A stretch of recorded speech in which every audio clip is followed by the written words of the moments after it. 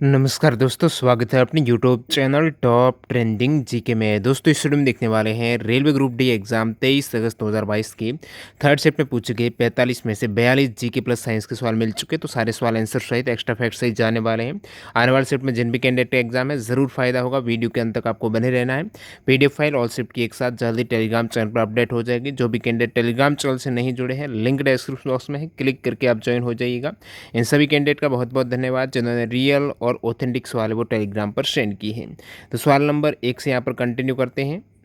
आगे बढ़े उससे पहले मैं आपको रूबरू करा देता हूँ text book super coaching platform से। और आज यहाँ पर 24 अगस्त की लिमिटेड टाइम के लिए डील है, 24 आवर्स की फ्लैश सेल है। इसमें आपको 30% डिस्काउंट मिलता ही मिलता, साथ साथ 20% एक्स्ट्रा डिस्काउंट मिल जाएगा यदि आप TTG के 20 कोड यूज़ करेंगे। तो ये टेक्स्ट बुक सुपर है क्या? तो इसमें यहाँ पर मंथली बहुत कम फ़ी में, जैसे कि 42 रुपये पर मंथ ये सब्सक्रिप्शन पड़ने वाला है। रेलवे हो गया, अदर जितने भी एग्ज़ाम्स के यहाँ पर सुपर कोचिंग जो सुपर टीचर हैं एक ही प्लेटफॉर्म पर, जैसे ऋषा शर्मा मैम है, राहुल चंद्र हैं, मोना शेखावत है, नवीन कुमार हैं। तो ये टॉप वाले टीचर आपको इसी प्लेटफॉर्म पर बहुत कम फ़ी में, किफ़ायती फ़ी में, जो आज लिमिटेड टाइम के लिए डील है, ग्रैब कर लेना। इसमें यहाँ पर एक कोर्स के अंतर्गत 10-10 कोर्स रहेंगे अलग अलग टॉप टीचर्स के। तो वो सारे कोर्सेज हैं, क्रैश कोर्स हो गया, फुल कोर्स हो गया, लॉजिकल रीजनिंग है, सब्जेक्ट वाइज है। वो एग्ज़ाम ओरिएंटेड मटेरियल यहाँ पर मिलने वाला है। 2400 प्लस मॉक टेस्ट है, जैसे रेलवे के जितने भी सेक्शन वाइज है, फुल मॉक है, सारे मिल जाएंगे फ्री यहाँ पर। साथ साथ स्टडी मटेरियल PDF के रूप में भी आप डाउनलोड कर सकते हो टेक्स्ट बुक सुपर से। और लाइव क्लासेज यहाँ पर चलती रहती हैं, डेली लाइव क्लासेज है। लिंक आपको डिस्क्रिप्शन बॉक्स में मिल जाएगी, ज़रूर चेकआउट करना। TTG के 20 से एक्स्ट्रा डिस्काउंट ले सकते हो। पहला सवाल देखिएगा, देश बंधु जो चित्तरंजन दास का अन्य नाम है, उन्हें देश बंधु के नाम से जाना जाता है। इनका पेशा क्या है? तो ये वकील थे। पौधे में बचा हुआ ग्लूकोज को किस रूप में स्टोर करते हैं? तो ये स्टार्च के रूप में। NaOS सोडियम हाइड्रोक्साइड संबंधित सही स्टेटमेंट बताना था। सोडियम हाइड्रोक्साइड को कास्टिक सोडा कहते हैं और ये एक क्षार है उच्च आधार वाला। इसके उपयोग कागज़ की लुगदी हो गई, पीने के पानी है, साबुन, डिटर्जेंट में इसका प्रयोग किया जाता है।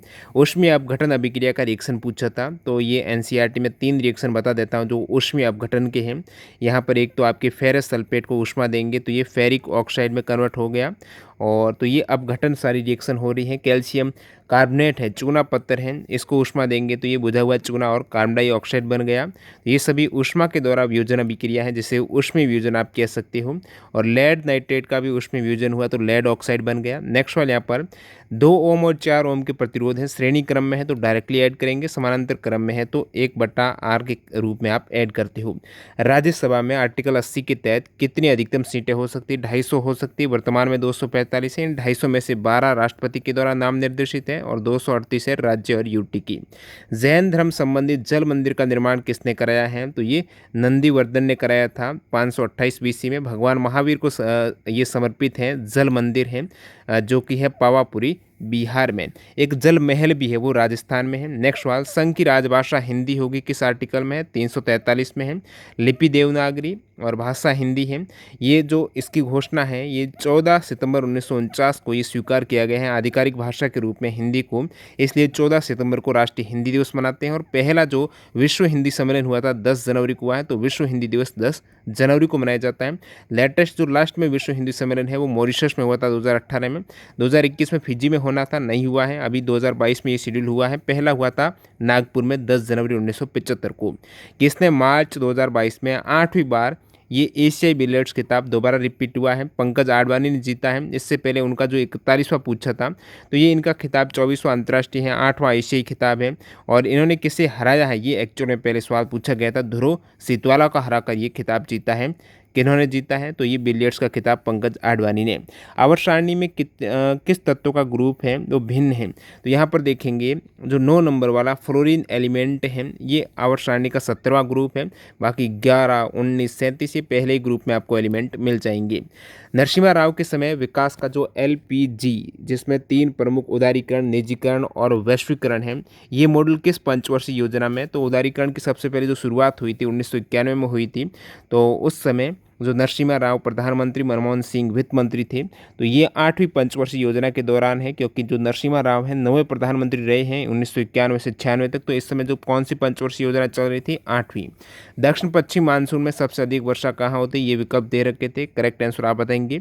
भारतीय एयरटेल ने 25 फरवरी 2022 को इंडस टावर्स में वोडाफोन को कितने परसेंटेज की हिस्सेदारी खरीदने के लिए समझौता हस्ताक्षर किए हैं? तो 4.7% हिस्सेदारी भारतीय एयरटेल और वोडाफोन के मध्य।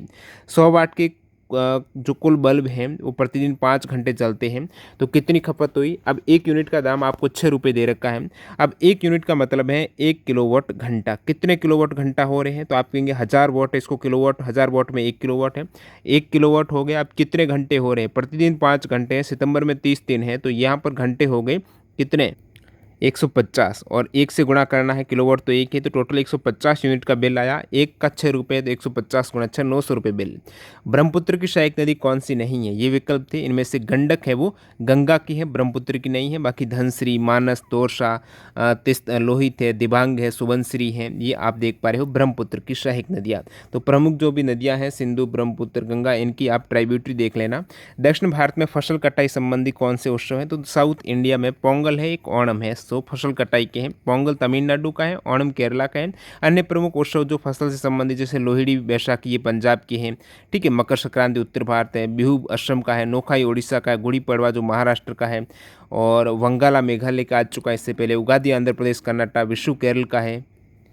नेक्स्ट यहाँ पर किस रंग के लिए प्रिज्म का अपवर्तनांक अधिकतम और न्यूनतम होता है? तो किस रंग के लिए? अब अपवर्तनांक है वो डायरेक्टली व्युत्क्रमानुपाती होता है उसका वेवलेंथ की तरंग दैर्ध्य, जिसकी तरंग दैर्ध्य ज़्यादा है उस कलर का अपवर्तनांक कम होगा। तो आप विबज्योर देखेंगे, प्रिज्म में 7 कलर हैं, सबसे ज़्यादा तरंग दैर्ध्य रेड की होती है, तो रेड का अपवर्तनांक यहाँ पर कम होगा। और सबसे कम वेवलेंथ है बैंगनी की, तो बैंगनी का अपवर्तनांक अधिकतम होगा।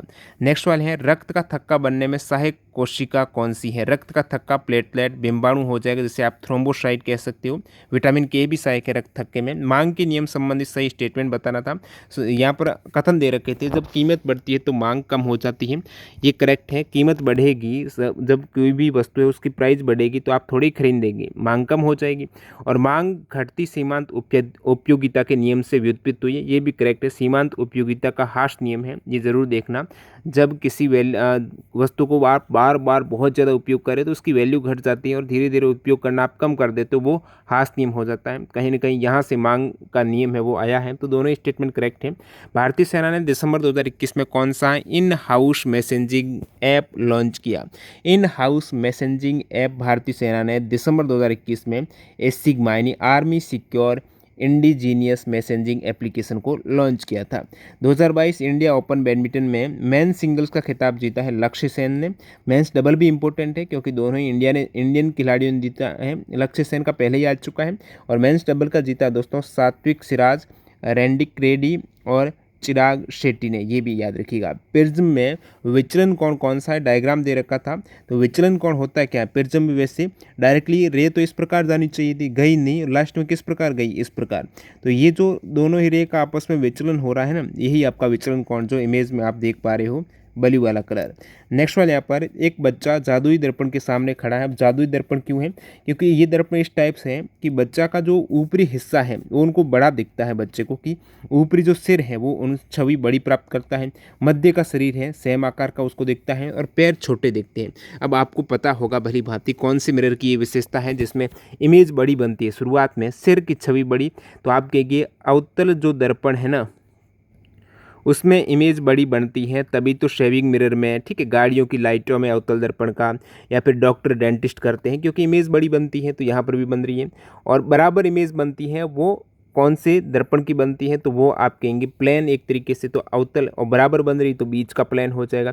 छोटी किसकी बनती है? तो कॉन्वेक्स दर्पण की बनती है, यानी उत्तल की बनती है, तभी तो गाड़ियों का पीछे का दृश्य दिखता है छोटा छोटा, एकदम पूरे कांच में आ जाए, दर्पण में आ जाए। तो पैरों का छोटा भाग, तो पहला अवतल, दूसरा आपकी प्लेन, तीसरा कॉन्वेक्स हो जाएगा। नेक्स्ट यहाँ पर आपको पूछा मस्तिष्क का कौन सा हिस्सा अनैच्छिक गति को नियंत्रित करता है, जो आपके कंट्रोल में नहीं है। अनैच्छिक गति को नियंत्रित करने वाला मस्तिष्क का पार्ट है वो दोस्तों ये वाला है जो आप देख पा रहे हो, ब्रेन स्टेम है, इसमें ये मिड ब्रेन में आ जाता है, मेडुला पोन्स और मिड ब्रेन का भाग है, तो मेडुला ओब्लांगेटा आप कहेंगे। नेक्स्ट वाले यहाँ पर, और बाकी जो अग्र मस्तिष्क होता है वो स्वैच्छिक क्रियाओं को नियंत्रित करने के लिए जिम्मेदार है। नितिन गडकरी ने हाल ही में मार्च 2022 में भारत का पहला हाइड्रोजन आधारित एडवांस फ्यूल सेल इलेक्ट्रिक वाहन लॉन्च किया है।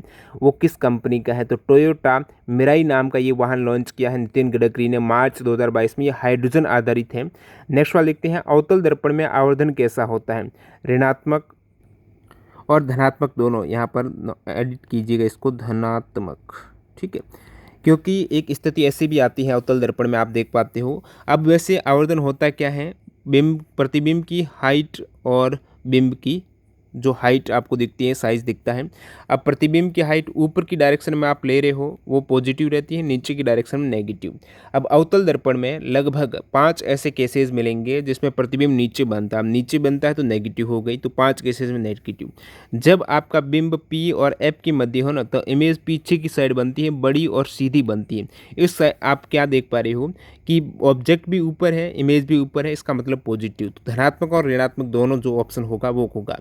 1989 में पंचायती राज व्यवस्था के आधार पर किस समिति का गठन हुआ था? 1989 में हुआ था दोस्तों पी के थुगन समिति।